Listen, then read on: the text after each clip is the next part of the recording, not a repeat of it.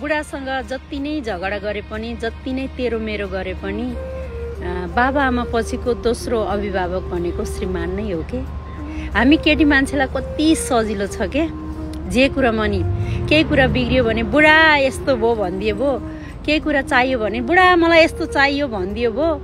कुनै कुराको नि हामीलाई रेस्पोन्सिबिलिटी लिनै पर्दैन के। हरेक कुरा चाहिँ श्रीमानलाई भनिदिएपछि हाम्रो टाउको हलुङ्गो हुन्छ के। र हामी आफ्नो पीडा बिसाउन पनि सजिलैसँग आफ्नो श्रीमानसँग सक्छौँ के।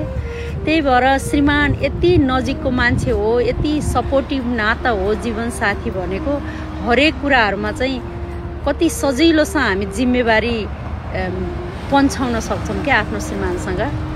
अनि श्रीमानले पनि कहिल्यै पनि उनीहरूले यस्तो उस्तो नभनिकन कति कुराहरूमा सधैँ आफू अभिभावक जस्तो भएर चाहिँ हामीलाई सपोर्ट गरिराखेका हुन्छन् कि हरेक कुरामा हामीलाई केही कुरामा पनि जसरी हामी आफ्नो बाबा आमासँग बसेका थियौँ त्यस्तै हामी आफ्नो श्रीमानसँग पनि त्यसरी बस्न सक्छौँ कि। हरेक रेस्पोन्सिबिलिटी श्रीमानलाई दिएर चाहिँ आफू खुसी भएर आफूले मजाले इन्जोय गरेर जिन्दगी चलाउन सक्छौँ के। कति केटी मान्छेहरूको बानी के हुन्छ भने ओहो मैले कमाएको त यो मेरो हो म दिन्न भनेर एकदम घमण्ड गर्छन् नि। खास त्यस्तो चाहिँ मलाई मन पर्दैन के। जब आफ्नो पनि श्रीमानसँग सेयर गर्न जानिन्छ नि, आफ्नो पनि श्रीमानकै हो श्रीमानको पनि मेरै हो भनेर एकै ठाउँमा राख्न सकिन्छ नि, अनि त्यसपछि चाहिँ श्रीमानले यो साँच्चै मेरो आफ्नै मान्छे हो भन्ने झन् बढी उनीहरूलाई रेस्पोन्सिबिलिटी हुन्छ के।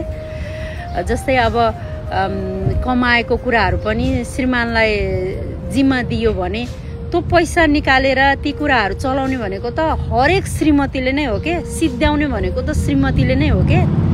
जति चाहिए झिक्यो चलायो, केटा मान्छेले केमा खर्च गर्छन् र केही खर्चै गर्दैनन्। जे खर्च गर्ने भनेको हामी केटी मान्छेले हो।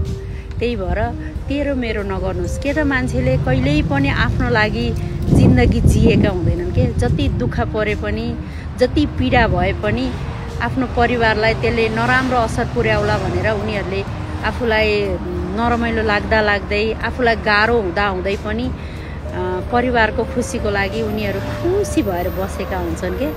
त्यही भएर हामीले बुझ्नुपर्छ, दुःख सुख गरेर सँगै एउटै बाटो हिँड्नु परेपछि दुःख सुख गरेर हातमा हात मिलाएर चाहिँ जिन्दगीको गोरेटो पार गर्नुपर्छ के। त्यही भएर तेरो मेरो गर्नुभन्दा मजाले दुईजना मिलेर हाम्रो भनेर चाहिँ अगाडि बढ्यो भने त्यो जीवन जस्तो सफल कुनै जीवन पनि हुँदैन के। मलाई त त्यस्तो लाग्छ के। इभन म आफू पनि कहिल्यै पनि मलाई तेरो मेरो गर्नै मन लाग्दैन मेरो श्रीमानसँग। मलाई दिन चाहिँ श्रीमानलाई दिन मन लाग्छ, अनि खर्च गर्ने चाहिँ म आफैले हो के। ल्याएर कमाएको सबै चिजको जिम्मा म श्रीमानलाई दिन मन लाग्छ। तर त्यो जम्मा भएको चिजहरू पैसाहरू चलाउने भनेको आखिरीमा मै त हो नि, हामी त हो नि होइन। त्यही भएर श्रीमानलाई सर्वस्व आफ्नो ठान्नुहोस् के। जिम्मेवारी दियो भने चोर पनि त साधु हुन्छ। त्यही भएर हामीले कसलाई कस्तो ठाउँमा राख्ने भन्ने कुराको चाहिँ जान्नुपर्छ के।